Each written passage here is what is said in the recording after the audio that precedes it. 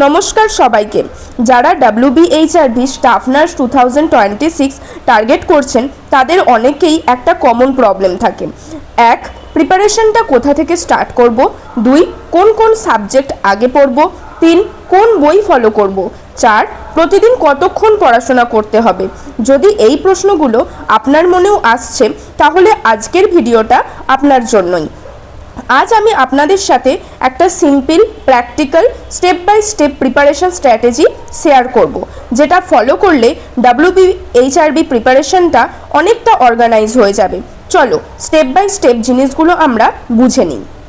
Step by step আমরা জানবো এক্সামটা সম্পর্কে, যে এক্সাম প্যাটার্ন কীরকম হয়ে থাকে, তারপর এর মধ্যে কি কি সাবজেক্ট আমরা পড়বো, এই সমস্ত কিছু।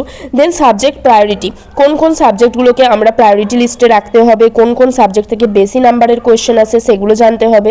বেস্ট বুকস, কোন কোন বই আমরা ফলো করবো MCQর জন্য, থিওরি প্র্যাকটিসের জন্য, সমস্ত কিছু। দেন ডেলি সাবজেক্ট প্ল্যান, আমি 24 ঘন্টার মধ্যে তোমাদের একটা সাবজেক্ট প্ল্যান রেডি করেছি, বা যেটা আমি আমার প্রিপারেশনের সময় ফলো করতাম সেটা তোমাদের সাথে শেয়ার করব।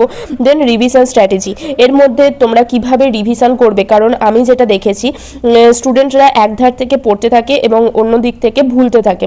তো এই জিনিসটা করলে হবে না। যেটা আমরা প্রত্যেক সপ্তাহে পড়ছি বা 2-3 দিন ধরে পড়ছি, সেটাকে একটা টাইম নির্দিষ্ট আমাদের নিয়ে সেটাকে রিভাইজ করতে হবে। তাতে কি হবে, জিনিসটা তোমাদের বেশি দিন মনে থাকবে।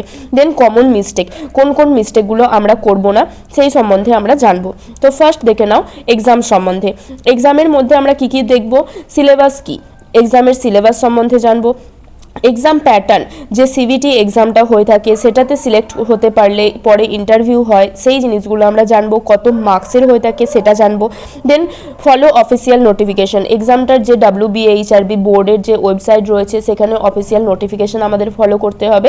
এবং অ্যাভয়েড রিউমার্স, মানে সমস্ত ধরনের যে ভুল তথ্যগুলো অনলাইনে বলো ইউটিউবে বলো যেগুলো প্রচারিত হয় সেগুলোকে আমাদের অ্যাভয়েড করতে হবে। নিজেদের স্টাডি করতে হবে, যে ওয়েবসাইট রয়েছে সেখানে সেগুলো সম্বন্ধে জানতে হবে। তো ফার্স্ট সিলেবাস দেখো 2026-এ ফার্স্ট যখন CBT এক্সাম হয় সেখানে যে সিলেবাসটা দেওয়া হয়েছিল অফিসিয়ালি, আমি তোমাদের এটাকে শেয়ার করছি। First applied physiology, then applied microbiology, infection control and safety, applied nutrition, applied biochemistry, nursing foundation 1 and 2, adult health nursing 1 and 2 যেটা আমরা MSN 1 and 2 পড়ে এসেছি, child health nursing 1, mental health nursing 1, community health nursing 1 and 2, pharmacology 1, midwifery and obstetrics and gynaecology nursing 1 and 2 দুটো কি আমাদের ভালোভাবে পড়তে হবে। Then nursing management, leadership and nursing research, এটা হচ্ছে তোমাদের টোটাল সিলেবাসটা ফলো করতে হবে। ডেপথলি এটা থেকে নলেজ গেইন করতে হবে, যাতে যে কোনো ধরনের অ্যাপ্লাইড বেসড কোয়েশ্চেন দিলে তোমরা এখান থেকে সলভ করতে পারো। দেন দেখো এক্সাম প্যাটার্ন, তো এক্সাম প্যাটার্নের মধ্যে আমরা যে দুটো স্টেপ থাকে, স্টেপ 1-এ CBT এক্সাম, স্টেপ 2-তে আমাদের ইন্টারভিউ, তো সেটা সম্বন্ধে জানবো। টোটাল মার্কস হয়ে থাকে 100। CBT এক্সাম তোমাদের হবে 100 মার্কসের, সেখানে যে যত নাম্বার পাবে তার 85% আমাদের ক্যালকুলেট হবে CBT এক্সাম থেকে। দেন ইন্টারভিউ হবে 15 মার্কসের, টোটাল 85 and 15 টোটাল হবে 100। তো কম্পিউটার বেসড টেস্টটা হবে 100 মার্কসের, 50টা কোয়েশ্চেন থাকবে, 1 আওয়ার টাইম থাকবে এবং নেগেটিভ মার্কিং থাকবে 0.5 পয়েন্ট। তো আমাদের ভালো করে প্র্যাকটিস করতে হবে এবং নেগেটিভ মার্কিংকে অ্যাভয়েড করতে হবে, সেভাবেই আমাদের পড়াশোনা বা প্রিপারেশন চালু রাখতে হবে। দেন ইন্টারভিউতে টোটাল মার্কস 15। এর মধ্যেও তোমাদের যে ইন্টারভিউয়ার কি দেখবে, তোমাদের পার্সোনালিটি দেখবে, ইন্ট্রোডাকশন তোমরা কিভাবে দিচ্ছ, নিজেদের রিপ্রেজেন্ট করছো, কিভাবে তোমরা যে সিচুয়েশনটাতে তারা দেবে সিচুয়েশনে ফেলবে সেটা থেকে কিভাবে তোমরা ওভারকাম করছো, সেই সমস্ত জিনিসগুলো ইন্টারভিউতে তোমাদের দেখবে, ইভ্যালুয়েট করবে। নেক্সট সাবজেক্ট প্রায়োরিটি, যে সমস্ত সাবজেক্টগুলো আমরা দেখলাম তার মধ্যে কোন কোন সাবজেক্টগুলো আমরা বেশি প্রায়োরিটি দেবো, ডেপথলি পড়বো। যেমন হচ্ছে nursing foundation, first nursing foundation থেকে আমাদের ডেপথলি নলেজ কালেক্ট করতে হবে। Then medical surgical nursing, then pharmacology, community health nursing, anatomy and physiological nursing and obs, এই সমস্ত সাবজেক্টগুলো আমাদের প্রায়োরিটি লিস্টে রাখতে হবে। দেন দেখো বেস্ট রিসোর্সেস, মানে এই এক্সামটা তোমরা ক্র্যাক করার জন্য কোন কোন রিসোর্সেস তোমরা ফলো করবে। First of all class class note তোমরা ফলো করবে, যেমন আমি এই চ্যানেলের মধ্যে বিভিন্ন সাবজেক্টের জন্য ক্লাস নোট তোমাদের প্রোভাইড করব, এমসিকিউ নোট তোমাদের প্রোভাইড করব, সেগুলো তোমরা ফলো করতে পারো।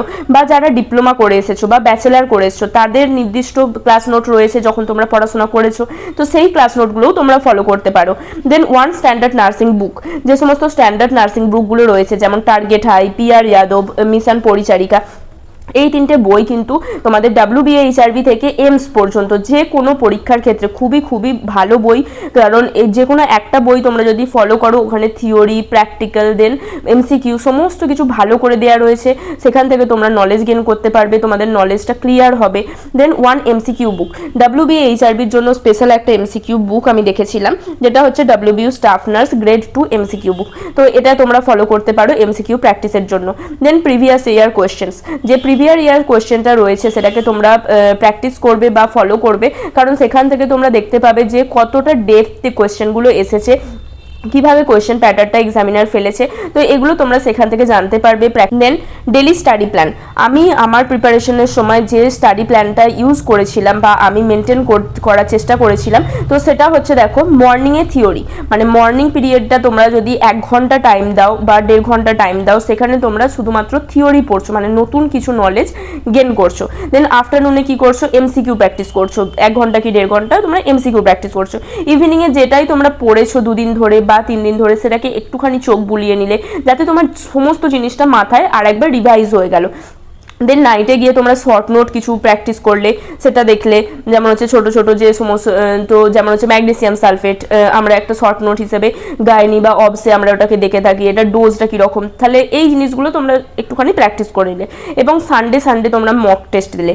মক টেস্টটা তোমরা কেমনভাবে দিতে পারো, যেমন তোমরা এখানে MCQ বুক কিনছো বা তোমাদের কাছে রয়েছে, তো সেক্ষেত্রে তোমরা 50টা কোয়েশ্চেন চুজ করে নিলে, 1 ঘন্টা টাইম নিলে, সেটাকে ভালোভাবে মানে হচ্ছে টাইম ধরে প্র্যাকটিস করলে, দেন সেখান থেকে দেখলে যে কটা তোমাদের ভুল গেছে, কি কি ভুল গেছে, সেগুলো তোমরা অ্যানালাইসিস করলে। অথবা আমি আমার চ্যানেলে মক টেস্ট তোমাদের লিঙ্ক দেবো, সেখান থেকেও টাইম মেনটেন করে তোমরা সমস্ত কোয়েশ্চেনের আনসার দিতে পারবে এবং নিজেদেরকে ইভ্যালুয়েট করতে পারবে। মক টেস্ট কিন্তু খুব ইম্পর্টেন্ট এই এক্সামের ক্ষেত্রে, যেখানে তোমাদের কি হবে, এক্সাম প্যাটার্নটা সম্বন্ধে ইউজ টু করে দেবে। এই টাইমের মধ্যে তোমাদের 50টা কোয়েশ্চেন কীভাবে তোমরা টাইম দিয়ে ম্যানেজ করে কোয়েশ্চেনগুলো সলভ করবে, সেটাতে কিন্তু তোমাদের প্র্যাকটিস করাবে। দেন দেখো আমরা রিভিশন স্ট্র্যাটেজি দেখব, যে কিভাবে আমরা রিভিশন করব। তো ডে 1, 2 আমরা কি করলাম, অনেক কিছু জিনিস আমরা লার্ন করলাম। দেন ডে 3তে গিয়ে আমাদের কি করতে হবে, যে 2 দিন বা 3 দিন ধরে আমরা যে সমস্ত পড়াগুলো পড়লাম সেগুলোকে রিভাইজ দিতে হবে। ডে 7-এ গিয়ে আমরা সেই যে সমস্ত জিনিসগুলো এতক্ষণ ধরে পড়ে এলাম 7 দিন ধরে, তার উপর যে MCQগুলো রয়েছে সেগুলোকে প্র্যাকটিস করতে হবে। এবং ডে 15-এ গিয়ে আমাদের ফুল রিভিশন দিতে হবে, মানে যেটা আমরা থিওরি পড়লাম, যে শর্ট নোটগুলো পড়লাম, MCQ পড়লাম এবং মক টেস্ট, মানে সমস্ত কিছুটা রিভিশন দিতে হবে ডে 15-এ গিয়ে। নেক্সট কমন মিস্টেক্স, কী কী মিস্টেক্সগুলো হয়ে থাকে। ওয়েটিং ফর নোটিফিকেশান, অনেক স্টুডেন্ট কি করে যে নোটিফিকেশানের জন্য ওয়েট করে যায়, যে দেখা যাক পরবর্তী নোটিফিকেশান কবে দেয়, 1 মাস আগে থেকে আমরা পড়াশোনা শুরু করব। তোমাদের কিন্তু এরকম করলে চলবে না। যখন তোমরা WBHRB এক্সামের জন্য প্রিপারেশন নিচ্ছ, সেটা আজ থেকেই যেন শুরু হয়। তোমরা স্ট্র্যাটেজি মেনটেন করো, যে কবে কবে তোমরা পড়বে, কত ঘন্টা পড়বে, সেই জিনিসটা মেনটেন করে এখন থেকেই করো। কনসিস্টেন্টলি তোমাদের পড়াশোনাটা স্টার্ট করতে হবে। দেন নো MCQs, অনেকে কি করে থিওরি পড়েই যাচ্ছে, পাতার পর পাতা তারা করে যাচ্ছে, কোনো ধরনের MCQ প্র্যাকটিস করছে না, এটাতে কিন্তু হবে না। তোমরা যেমন থিওরিও পড়বে ইন্টারভিউর জন্য, তেমন MCQও প্র্যাকটিস করতে হবে, কারণ 50টা কোয়েশ্চেন থাকে, 100 মার্কসের 1 ঘন্টা টাইম থাকে, তো তোমাদের সেটাকে ডিভাইড করতে হবে যে কতক্ষণ তোমরা একটা MCQর পেছনে দেবে।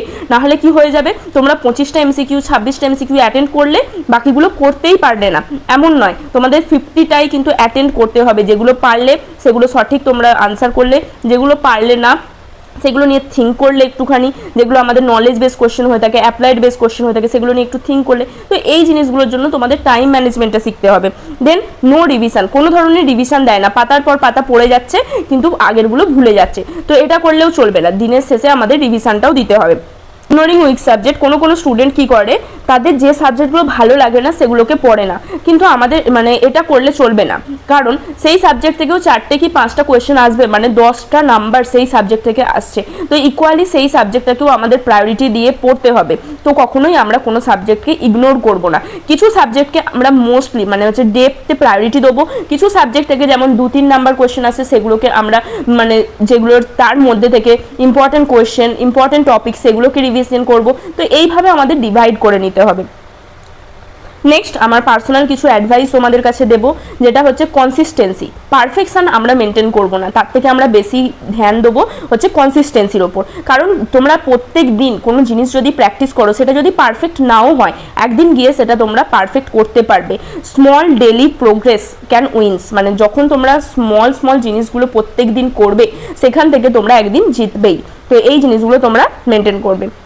আশা করছি আমার স্ট্র্যাটেজিগুলো বা যে সমস্ত ইনফরমেশনগুলো তোমাদের প্রবলেম ছিল সেগুলো আমি তোমাদের কাছে এক্সপ্লেন করতে পেরেছি।